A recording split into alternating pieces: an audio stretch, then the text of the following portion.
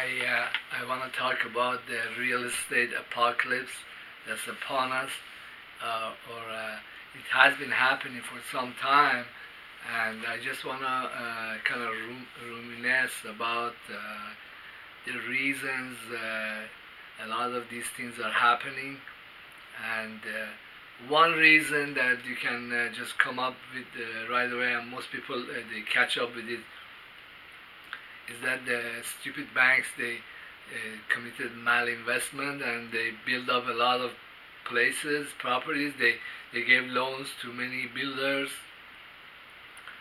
and the other culprit would be these guys that were making a lot of money in the stock market or equity markets, and they went out and built all these mansions. In fact, I'm calling this video rotting mansions, empty buildings, and real estate apocalypse. But there are other reasons for these things to happen, and they are not all cannot all be blamed on the stupidity of the banks or malinvestments by different segments of U.S. population. Well, the bourgeoisie is one, but I think there are fundamental shifts that has to do with technological changes, and this has resulted in a lot of buildings being left alone or empty, a lot of malls that are completely empty or almost completely empty, and a lot of mansions. Many of these baby boomers are retiring, and nobody is there to buy these mansions. I think there are shows now that people like going to abandoned malls, like mansions, or there were some shows I saw that they were talking about mansions that and their history and who bought them, and how they were left after the owner kind of died or overdosed, and stuff like that. There is more than a few shows about malls, about empty office buildings, empty apartment complexes. Even I think there will be shows that show half-finished buildings. I saw one. I didn't pursue it. It's kind of depressing, but I want to go over some of the other reasons why so many properties are left alone, they are empty. And this has to do with the information technology revolution. See, in the past, I do remember it because I'm older, like 20 years, 30 years ago, most businesses, they needed a physical location. They needed to sell and buy or trade with the local surrounding. They needed to have money coming in every single day for any reason. And then they would take some and pay the rent, and then the rest they would like put into other stuff. They needed to pay their own salaries or R&D and stuff like that. So, and also everything was not on a computer or on a server. But now these days, for example, my handheld cell phone, it got so many apps and so many technologies on it. It's got so much memory that it does so much. It completely overwhelms anything that my office equipment or office PC could have or do. Like I order food, I date women, you name it. I listen to audiobooks. So it's like the information content of a business is really the business, and everything else is just a decoration or a convenience. For example, in the past, the interaction that the business had with its surroundings, people coming in and going out, or hiring and firing people, or selling stuff, or UPS showing up and shipping in and out stuff. This was something that is now mirrored by the servers, by the handheld devices. So if you look at the functionality of a business, what a business does, and how a particular owner or CEO can do all of these things out of a warehouse, then you see that that's why a lot of office buildings or offices are not used or needed, because that functionality that was essential to running a business is now coming into servers, and they do the stuff. For example, I want to just show a concrete example. I have a diabetes, and I buy a lot of stuff or things that supplements that either are painkillers or stuff to like massage the back or chairs. I have been buying them here and there.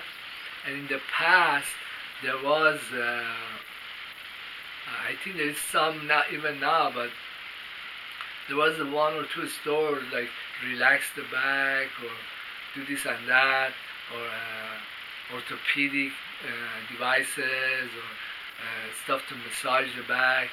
They had an entire store that was dedicated to these devices and things. And to get those devices and things, I would have to go into the store. I would have to go purchase them. But then as the online sales mushroomed, and then because these gadgets or stuff, they are now shipped entirely from manufacturer, like straight from China or Hong Kong or Vietnam. Their prices are extremely competitive. They're close to manufacturing costs. It's almost impossible for like a retail store that specializes in a particular something to also come in and pay mall prices, pay huge fees to set up in a mall, and then be dependent on foot traffic and some online sale. So most companies have enough smarts to say, hey, I don't want to pay all these fees. I'll just sell my stuff online. These are specialty stuff, and the people like Hassan who are looking for this stuff, they would be looking here online rather than going to a store. Well, I think some of that still goes on with stuff that's very specialized, like extremely sophisticated medical equipment. You need a showroom, you need probably a mall location, but most other stuff, that's not the case. Well, today I went on eBay, I have back pain, I wanted to get something that was like silver jewelry or a silver bracelet. Usually in the past I would buy a bracelet that I would put on the foot or hand, and I guess the metal has some electrons, and it busies the body with that electron, kind of interacts with the nervous system and relieves the pain that's localized in the back or the hand or shoulder, something like that. But then I was looking on eBay, I found these braces that manufacturer had built. They had copper dots inside the bracelet, like metal, but the price was like $4. It's already shipped. Will ship it to you, to your door. So that's the one reason that the manufacturers are able to totally overwhelm retailers for stuff that this is something very exotic, very different, that somebody like me would want, something like that.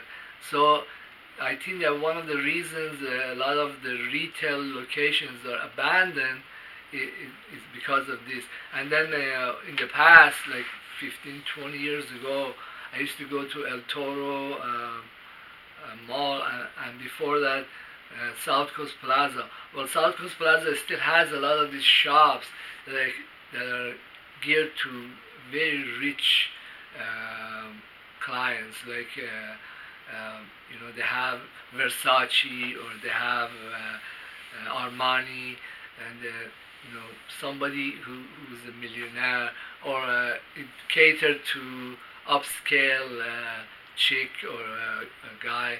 Well, they have jewelry stores, stuff like that, that only like a certain client could afford. But then I wouldn't even inquire to get in one of those stores, because I would be paying through the nose, and I knew it. I would never try that. The best I can is to get a store in the strip mall, but I think that the companies they're using their capital, their expenditures for running their business a lot more wisely, because they have a choice now. There is a huge online businesses, or you can sell it on eBay, or make your own store completely on the internet, and sell the price at anything you want. And once you cut off the retail location cost, which is tremendous, then you got a huge profit margin, and you can also pass some of that profit margin as savings to customers, just like the guy who sold me the braces just did. So I think that the retailing, the way it was, is just completely gonna die out. And well, another thing that kept that environment, or that kept those malls going, was that these places that catered to upper middle class, or wealthier clients, and they tended to attract a lot of traffic, a lot of just walking people around, and they were more like attraction than anything else. Well, I seldom buy stuff there in the past, but I noticed that the people that were the buyers were usually younger, preppy kind of clients, or older, more affluent. They were usually white. But when all this traffic that didn't really do anything for the people that live around these malls, or they were, say for example, here in El Toro 5, there is a lot of homes that they appreciated tremendously in price, because all kinds of other business was coming in for this attraction, or the businesses around Disney, for example, benefit also from Disney, and also the home they acquire on realistic prices and values. So when these things they die out, when these malls they die out, and there isn't all this traffic coming in, then the real estate, the stuff that's built around here, one-bedroom homes, or mobile home, or office buildings, they kind of deflate in price, because there isn't as much demand for them, and it's like a fresh breeze for the community, because things that were not realistic, they tend to move out. I think that, like, in the future, all these very congested inner cities, they're gonna kind of phase out, and I've gone into places that before they wouldn't even look at me, and they will kind of inquire about the rent or getting an apartment, and the prices seem reasonable, and the people want to rent out. I think that what will happen is that the real estate, the price of apartments or buildings that somebody would want, they're going to depreciate and come very close to what you would get in the suburb or even rural area. They might have more attraction because they're not so congested or they're not so wanted or demanded. Another reason is that when a place builds up like this and then people have moved away or they lost interest, all the infrastructure, all the police force, all the court, they don't just lose their memory of what was going on. It kind of lingers on for many, many years to come. So, for example, if you get a ticket like in downtown, well, the courts and the police, they remember when the place was like booming like crazy, and you pay a huge fee. Fines are nothing short of 1,000 for a little speeding ticket. So that would be another reason that these places become like empty, huge empty shell, but still people don't want them because then there is all this other stuff, regulations or things that memories of this past that torment the resident, no matter how well priced they got for the apartment. Or that's kind of sad. But then also it allows companies or individuals to acquire these properties at a better price and also get better value or better use of the capital or their income. It's like you still have the same income, but then you're able to do things that before seemed almost totally out of reach. Well, another thing that I think is a consequence, but kind of not very much thought of, is that this false sense of some place being very important, it affects women a lot, and they imagine that, oh my God, look at it, I'm now in Champs-Élysées, and there is all these men, they're billionaires, they'll be looking for me. But then when the Champs-Élysées empties, and then it takes the women a little time to come back to reality, to come back to the floor. I mean, this is very strange effect, but after many years, many women just totally dumping me. Now I getting, some women are starting saying, hey, maybe I give this guy a chance. How bad could he be? Like this wealth effect, which was like hot air lifting all these people up. Now we are all walking on the ground again. Yeah, that's very strange.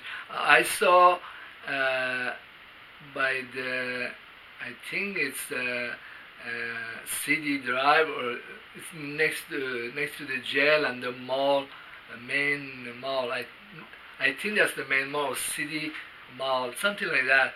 And there were a bunch of office buildings.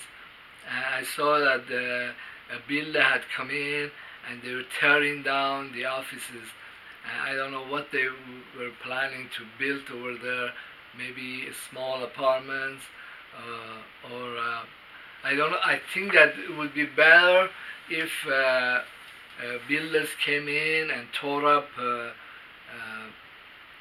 these malls and made affordable housing, like many studios. Or the place I have is also was converted and it has many rooms now, and somebody else could have an interest. Well, the effect of malinvestment is that the money is not spent democratically. Like I find around me all these properties that I can't afford at any cost. Even if they become half price or a quarter of the price, somebody spend so much cash on these things, they're forever out of the reach of the people who remain. Let's look at the people that have remained in these big mega complexes that are now empty now.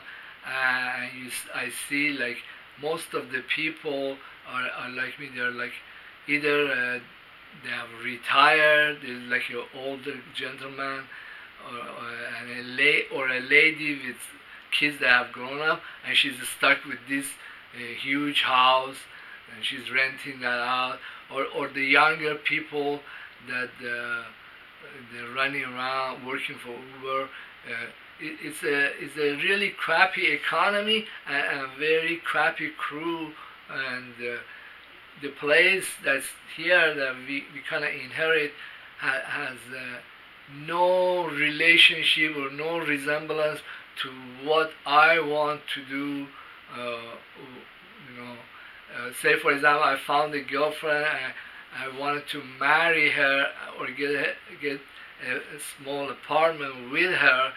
Then the place, I don't know what's gonna happen. Is it gonna become like Toledo, empty out more, or should I get something right now, but later on worry that the price is going to collapse some more? It's very strange. I think that in the future, I am going to rent, and then if look around constantly to see if things collapse even more for an apartment, and get a really nice apartment cheaper, and then something like that, like only like a month to month, and look and see. Or if things really fall apart, the place becomes unlivable, just move away, and something like that. The other thing that I noticed is that because of there is so much access to the internet. Well, I was thinking of buying this service. It's called Viasat, which is like they give you a little device, and this device hooks up directly to a satellite and gives you all the internet you want. And now these days, with the internet, if I have an internet, say I went and rented a huge room in a warehouse, okay, and then the only thing this room I would need it to have would have electricity, and would have a street address where the UPS and the postal service can have access to it. Then what else would I need? Maybe one parking in the front. Then anything that I want, if I want to pick up women, if I want to have vodka delivered to me, if I am buying clothes, either it's done through social media or eBay, or it just seems that everything is like collapsing into something online, something in the social media, something you could order on the phone and they'll deliver it to you. So what would be the need for all kinds of retail stores around me?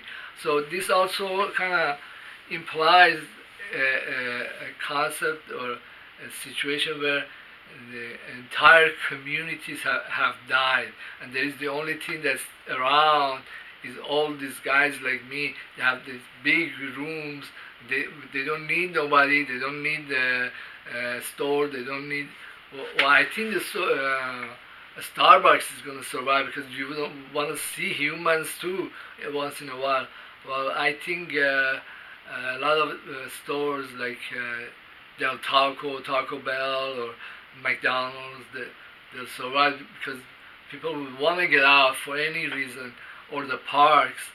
But well, we are entering something very strange. The another effect that I see from the collapse of the real estate market is that before, like 10, 20 years ago, then there were all these neighborhoods, and each neighborhood had like their own personality.